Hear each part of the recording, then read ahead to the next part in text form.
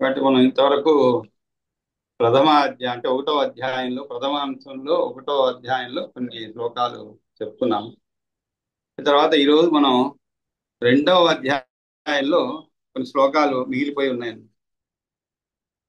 అంటే 49 శ్లోకం వరకు చెప్పుకున్నాము. ఏ విధంగా భూమి, నీరు, తర్వాత ఈ అగ్ని, వాయువు, ఆకాశం ఇవన్నీ కూడా ఎలా ఏర్పడేది అనేటువంటి విషయాలు మనం 49వ సర్గ వరకు చదువుకున్నామట. శబ్దాదిభిర్ గుణైర్ బ్రహ్మన్ సంయుక్తానుత్తరోత్తరై శాంత ఘోరాచ మూఢాచ విశేషాతేన దే స్ఫుత. ఆ తరువాత బ్రహ్మాండ సృష్టి గురించి ఈరోజు ప్రారంభించాం. మనం ఈ బ్రహ్మాండ సృష్టి కూడా చదివిన తర్వాత ఈ సృష్టి గురించి మనకి భాగవతం అంటే పోతన భాగవతంలో చాలా విపులంగా రాయబడింది. అంటే మనం పోతన భాగవతం చదువుకున్నాము, కానీ మరలా ఇది తరువాత దాన్ని ఒకసారి మనం చదువుకుంటే అంటే కొన్ని పద్యాలు మాత్రమే, ఎక్కువ కాదు, సృష్టికి సంబంధించిన పద్యాలు, అది కూడా తృతీయ దీంట్లో చెప్పబడింది అనమాట, తృతీయ సర్గలో చెప్పబడింది. అవి మనం చదువుకున్నామంటే ఇంకొంచెం అర్థం చేసుకునేది సులభంగా ఉంటుంది అన్నమాట. కాబట్టి ఈ మిగిలినటువంటి 10-15 శ్లోకాలు చదువుకొని ఆ తర్వాత సమయం ఉంటే సమయానుకూలంగా అవి కూడా చదువుకుందామని ఈ రోజు ప్రణాళిక సిద్ధం చేసుకున్నామండి. కాబట్టి ఈ బ్రహ్మాండ సృష్టి గురించి నానా వీద్యా పృథగ్భూత తతస్తే సంహతిం వినా నా శక్నువన్ ప్రజాస్వష్టి ముసగావం సారీ అసమాగమ్య కృష్ణశ. ఇక్కడ మామూలుగా ఒక వస్తువు ఉంది అనుకోండి, ఆ వస్తువులు ఒక 10 వస్తువులు ఉన్నాయనుకున్నా ఉదాహరణకి. ఏ 10 వస్తువులకి ఆయా వస్తువులకు ఉన్నటువంటి గుణాలతో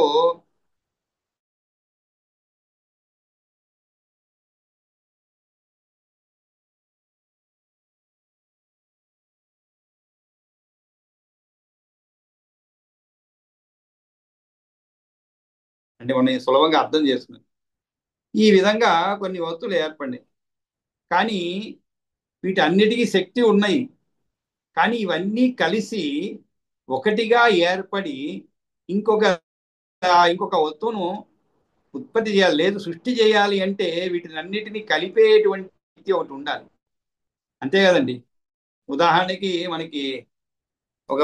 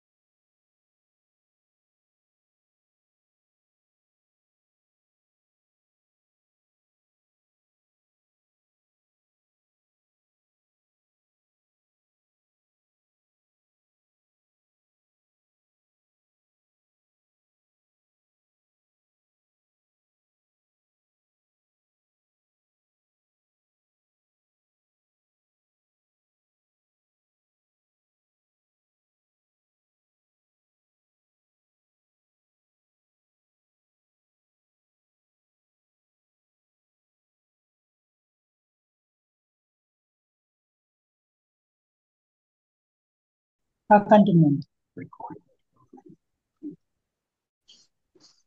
కాబట్టి ఇవన్నీ కూడా ప్రయోగశాలలో వేరువేరుగా ఉన్నటువంటి దాన్ని ఒక చోట కలిపి వాటి నుంచి ఒక కొత్త ఉత్పత్తిని తయారు చేశారు.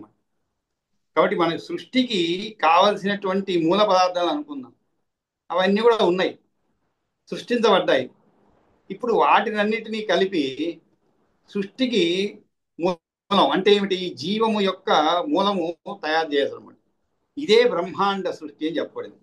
కాబట్టి ఈ విధంగా బ్రహ్మాండం అనేది ఎలా ఏర్పడింది, కాబట్టి నానా వీర్య పృథగ్భూత తతస్తే సంహతిం వినా.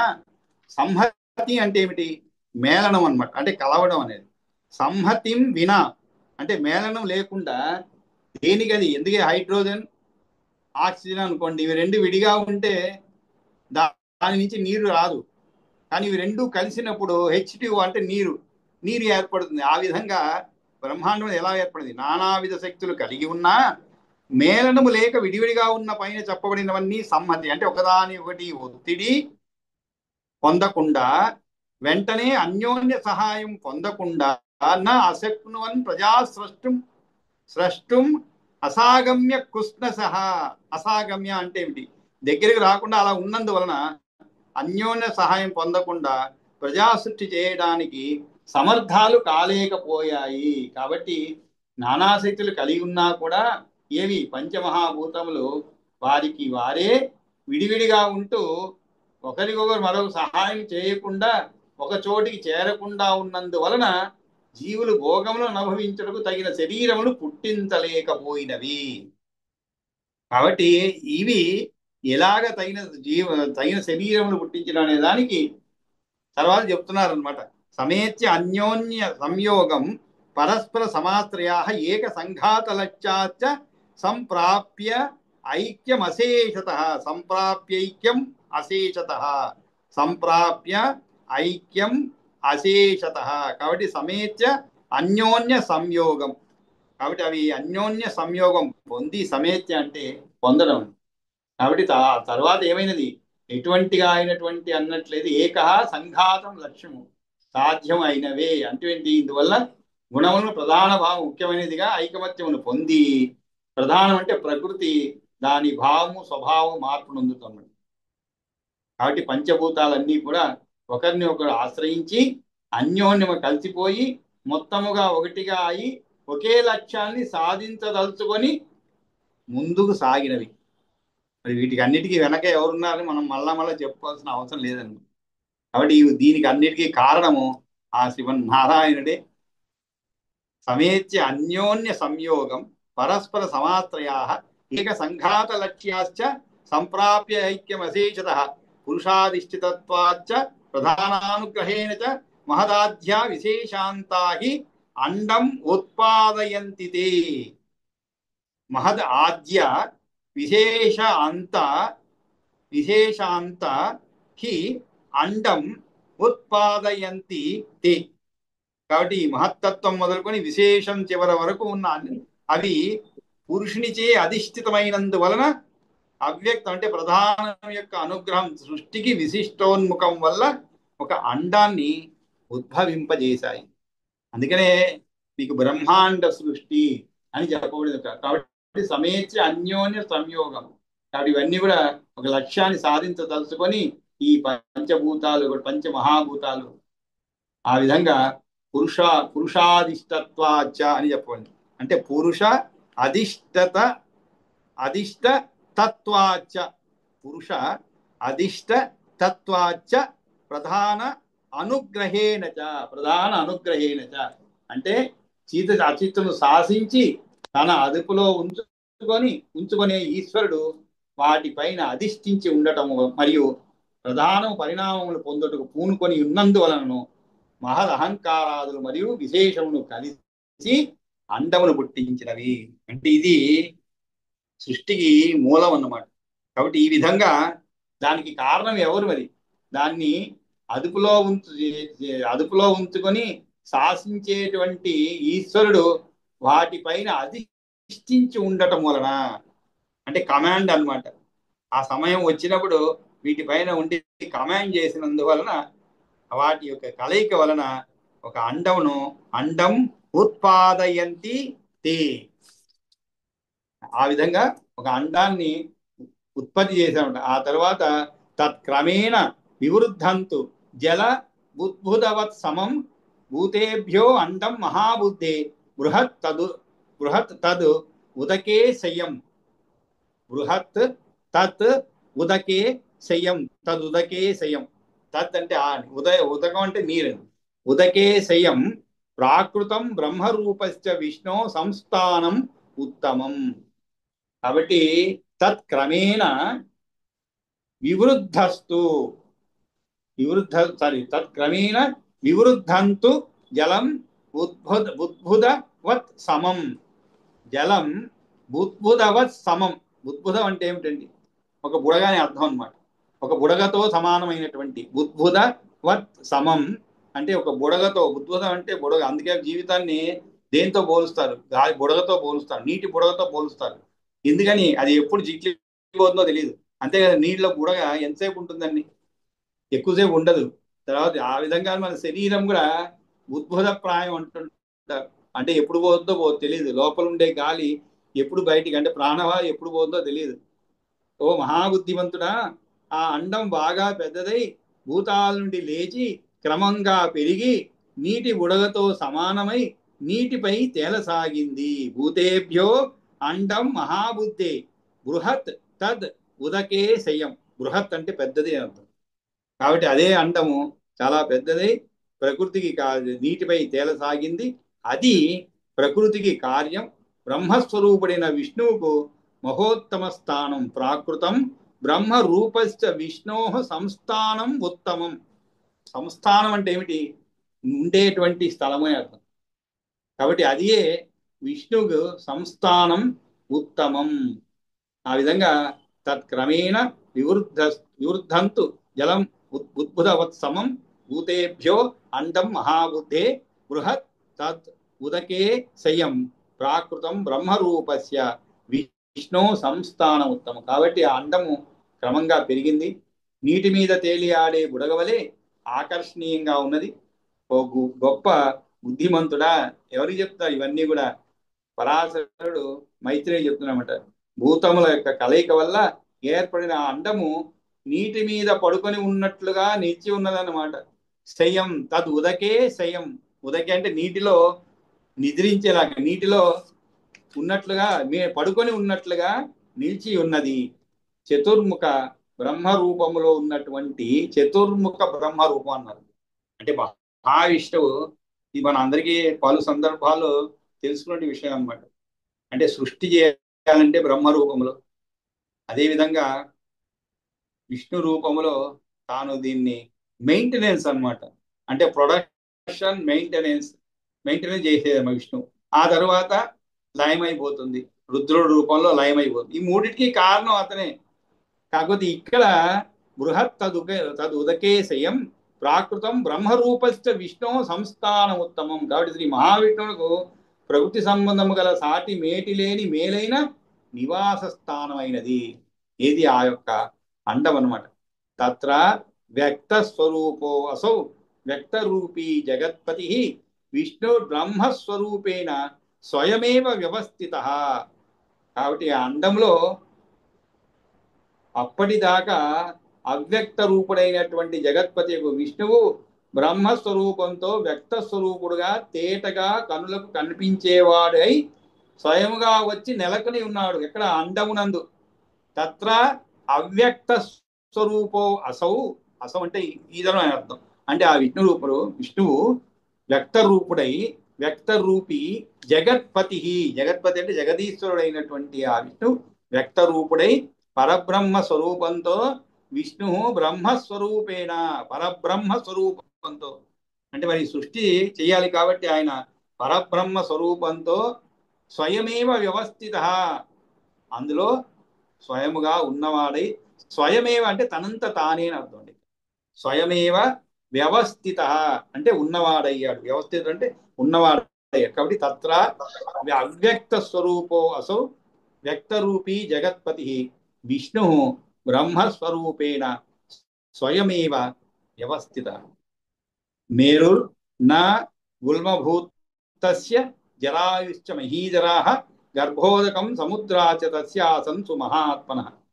ఆ విధంగా మహా అండరూపం అయినటువంటి పరమాత్మ అయిన విష్ణువుకు ఉల్బం అంటే గర్భం చుట్టూ ఉండేటువంటి మాంసము మేరువు, పర్వతాలు జరాయువు అంటే మావి, గర్భమందుండే ఉదకం మహాసముద్రాలు.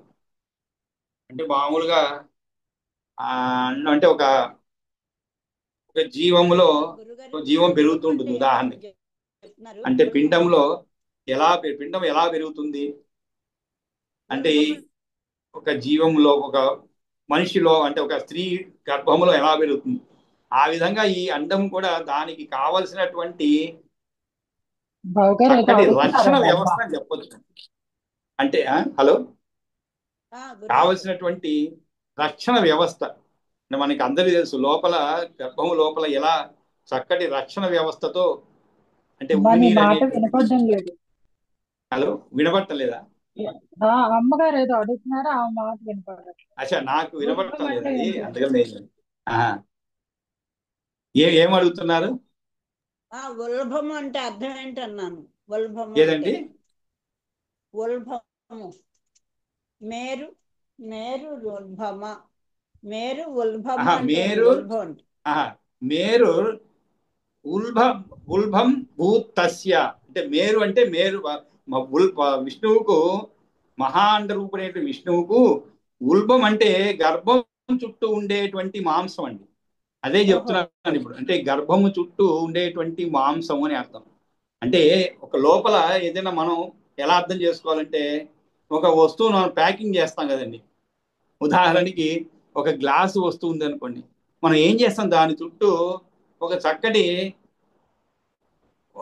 వస్త్ర రూపంలో ఉండేటువంటి వాటిని లోపల గట్టిగా పెట్టి దాని చుట్టూ చుడతాం అనమాట.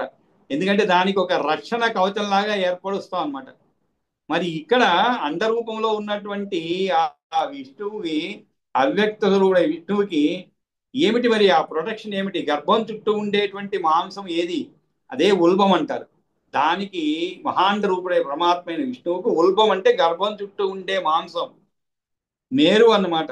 పర్వతాలు జటాయువు అంటే మావి పర్వతాలు. గర్భమందుండే ఉదకం మహాసముద్రాలు. గర్భమందుండే ఉదకం, ఉదకం అంటే నీరు అనేది. గర్భమందుండేటువంటి ఉదకం అంటే ఏమిటి? ఆ నీటిలో తేలి ఆడుతూ ఉంటుంది అనమాట. అది మహాసముద్రాలు. అంటే మహావిష్ణువు యొక్క సృష్టికి పూర్వం ఇలా ఆ అండరూపంలో ఉండి, ఆ అండరూపంలో ఉన్నటువంటి ఆ మహావిష్ణువునకు, ఆ అండమునకు కావలసినటువంటి రక్షణ వ్యవస్థ ఎలా ఉన్నది అంటే ఇలా ఉన్నది. ఉల్బం అంటే గర్భం చుట్టూ ఉండేటువంటి మాంసం ఏది? మేరు అన్నమాట. మేరు పర్వతము.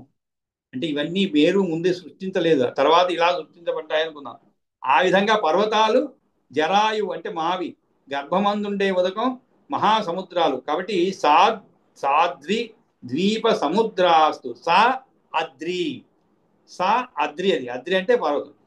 స అద్రి ద్వీప సముద్రాస్తు స జ్యోతిర్లోక సంగ్రహ తస్మిన్ అండే అభవత్ విప్ర సదేవ అసుర మానుష. స దేవాసుర మానుష. కాబట్టి ఆ మహా అండంలో ఏమేమి ఉత్పత్తి అయినవి, ఏవేవి ఉన్నవి మహా అండంలో? పర్వతాలు. స అద్రి, పర్వతాలు. అద్రి అంటే పర్వతము. స అద్రి పర్వతాలు, ద్వీపాలు ద్వీప సముద్రాస్తు సముద్రములు. అదేవిధంగా స జ్యోతిర్లోక సంగ్రహ, జ్యోతిర్లోక సముదాయము. జ్యోతిర్లోకం అంటే సూర్యుడు చంద్రుడు ఇవన్నీ అన్నమాట. అవన్నీ జ్యోతిర్లోకం అంటారు. ఆ లోకము, దేవతల అసురుల మనుష్యుల లోకాల సమూహాలు. తస్మిన్ అంటే అభవత్ విప్ర స దేవ అసుర మానుష. అంటే ఇంతవరకు అండం లోపల స్థితిని గురించి చెప్పాలన్నమాట. కాబట్టి ఏదైతే అండం ఏర్పడినదో ఆ యొక్క విష్ణుమూర్తి యొక్క ప్రేరేపణ చేత ఆ అండము లోపల స అద్రి ద్వీప సముద్రాతు స జ్యోతిర్లోక సంగ్రహ తస్మిన్ అంటే అభవత్ విప్ర స దేవ అసుర మానుష. కాబట్టి ఇవన్నీ కూడా ఇప్పుడు ఇవన్నీ ఎలా ఏర్పడినవి అనే దానికి మనకు ఒక క్లారిటీ వస్తుంది నెమ్మది నెమ్మదిగా. అంటే సముద్రాలు కానీ, లేదు అసురులు కానీ, మనుషుల లోకాలు కానీ, సమూహాలు, ద్వీపాలు, పర్వతాలు ఇవన్నీ కూడా ఆ అండము లోపల ఏర్పడినాయి అనమాట. మరి అవన్నీ ఎలా బయటికి వచ్చి ఎలా ఏర్పడినవి అంటే, సముద్రాలు మన పర్వతాలు భూమిపైన ఎలా ఏర్పడినవి అంటే, వారి వక్న నిలాకాశై, వారి వక్న అనిల ఆకాశై, వారి వక్ని అనిల ఆకాశై తతో భూతాదినా బహిః వృతం దశగుణైరండం భూతాదిర్ మహతా తథా. ఆ తరువాత ఆ అండము యొక్క వెలుపల చెప్తున్నాడు. ఏమని? అండానికి వెలుపల, ఆ అండము యొక్క వెలుపలి భాగంలో వారి అంటే నీరు. అంటే అవన్నీ ఎన్ని రెట్లుగా ఒకదానికంటే 10 రెట్లు ఎక్కువగా. అంటే పృథివీ వ్యావరణం తరువాత వారి వహ్ని అనిల ఆకాశై, అది వారి వహ్ని అనిలాకాశై అవుతుంది. వారి అంటే నీరండి. వహ్ని అంటే ఏమిటి? అగ్ని. అగ్ని అనిల ఆకాశ, అనిల్ అంటే వాయువు, అనిల ఆకాశై అంటే ఆకాశ భూతాల ఆవరణచే ఆవరింపబడి ఉంది అన్నమాట ఆ అండము. ఆ తరువాత అంటే ఇవన్నీ కూడా అండము లోపల ఎలా ఉన్నాయి, అండము వెలుపల ఎలా ఉన్నది, భూతాదినాభై ఆవరణచే ఆవరింపబడి ఉంది. దాని వెలుపల భూతాది అయిన అహంకార తత్వం మహత్తత్వం చే ఆవరించబడి ఉన్నది. ఉదాహరణకి ఒక అండం ఉన్నది. ఈ అండము లోపల చెప్పబడింది ఏమేమి ఉన్నదని. ఈ అండం లోపల ఏమున్నవి?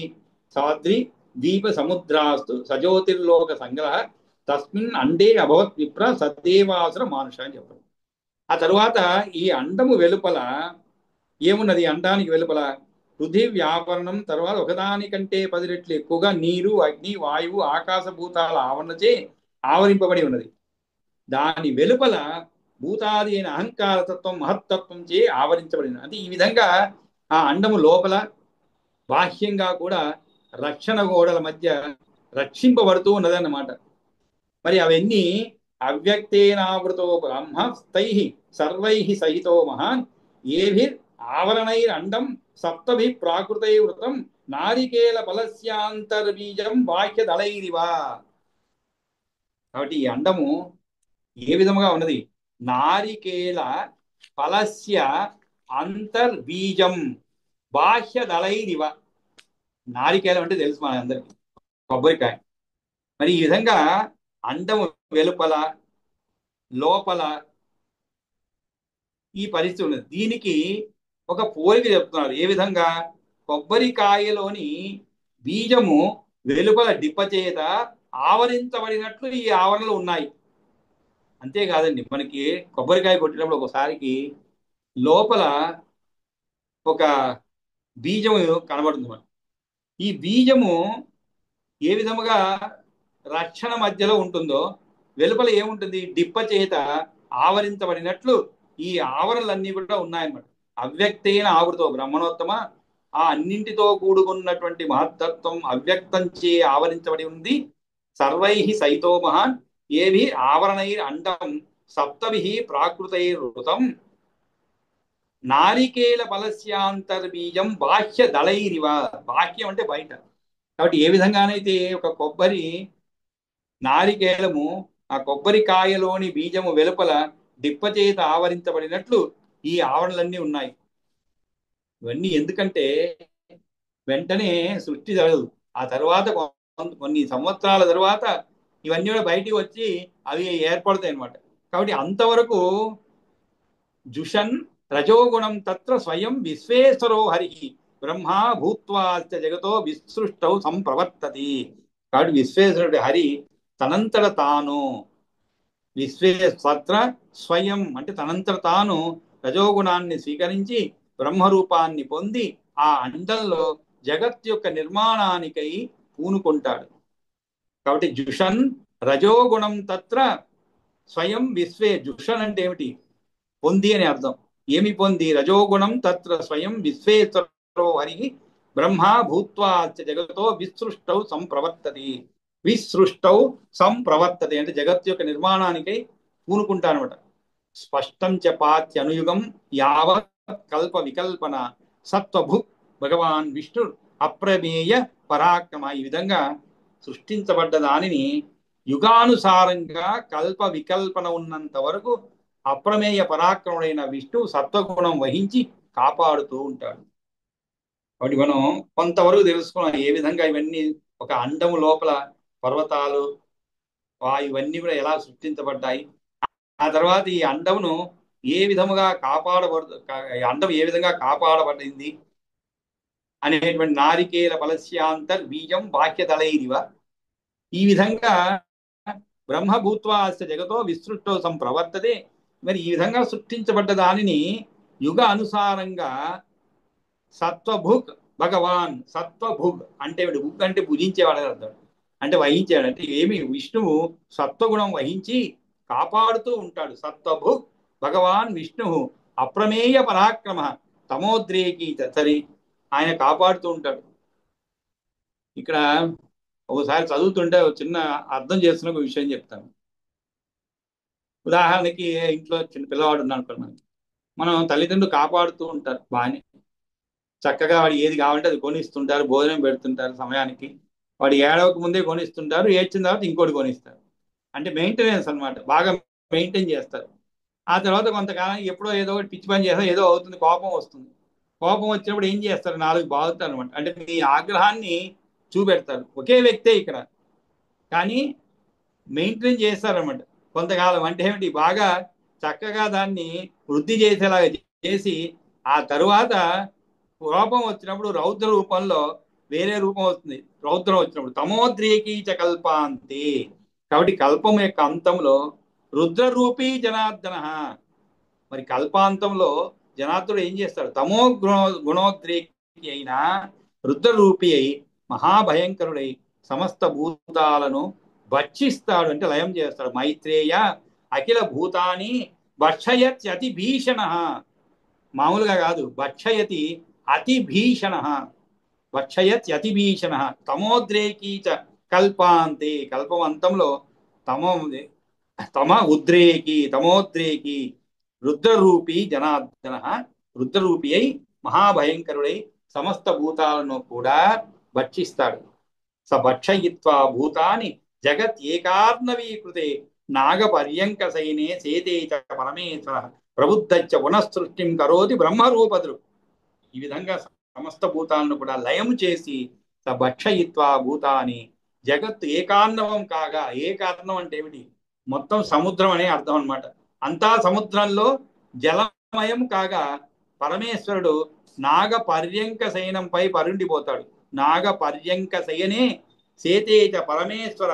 సేతే అంటే నిద్రిస్తాడు, పడుకుని ఉంటాడు. ప్రబుద్ధశ్చ పునఃసృష్టి. ఆ తర్వాత ప్రబుద్ధ అంటే ఏమిటి, ప్రబుద్ధ అంటే బాగా మేలుకొన్నవాడై అని అర్థం. ప్రబుద్ధశ్చ పునః అంటే మరలా, సృష్టిం కరోతి బ్రహ్మ రూపధృక్. బ్రహ్మ రూపధృక్ అంటే ఏమిటి, బ్రహ్మరూపి అయి. దృక్ అంటే ధరించి, బ్రహ్మరూపి అయి బ్రహ్మరూప దృక్ పునః సృష్టిం కరోతి. మరలా సృష్టిని చేస్తాడు. సృష్టి తమిళం తిత్యంత పాడుతున్నాను కరణీం. బాబాయ్. హలో, తమిళం సృష్టి పాడుతున్నా అండి. సృష్టి. స్వస్తి ప్రజాభ్య పరిపాలయంతాం న్యాయేన మార్గేణ మహిం మహీషాః గో బ్రాహ్మణేభ్యः స్వమస్తు నిత్యం లోకాः సమస్తాः సుఖినో భవంతు. కాలే వర్షతు పర్జన్యః పృథివీ సస్యశాలినీ దేశోऽयं శోభరహితో బ్రాహ్మణాः సन्तు నిర్భయాः అపుత్ర పుత్రిణः సन्तు పుత్రిణः సन्तు పౌత్రిణः అధా సదా సంతో జీవంతు శరదా శతం. కాయేన వాచా మనసేంద్రియైర్వా బుద్ధ్యాత్మనా వా ప్రకృతే స్వభావాత్ కరోమి యద్యత్ సకలం పరస్మై నారాయణ సమర్పయామి. యదక్షరపదభ్రష్టం మాత్రాహీనం చేద్భవేత్ తత్సర్వం క్షమ్యతాం దేవనారాయణ నమోస్తుతే. విసర్గ బిందు మాత్రాణి పదపాదాక్షరాణి చ న్యూనాని చాతిరిక్తాని క్షమస్వ మహేశ్వర. ఇలాగా మనకి ఎటువంటి మధ్య మధ్యలో ఎందుకో 2-3 క్లాసుల నుంచి చాలా అవాంతరాలు వస్తున్నాయి అనమాట. కాబట్టి వీటిని అన్నిటి కూడా ఎటువంటి అవాంతరాలు లేకుండా చక్కగా సాఫీగా సాగిపోయేలాగా ప్రత్యేకంగా ప్రార్థించాలేమో భగవాన్. ఎందుకంటే రోజు 2-3 సార్లు డిస్కనెక్ట్ అవ్వడం, మళ్ళా కనెక్ట్ అవ్వడం, ఈ విధంగా జరుగుతుంది. కాబట్టి వచ్చే తరగతి నుంచి కనీసం ఎటువంటి ఆటంకం లేకుండా మన క్లాస్ ఆగిపోతుంది.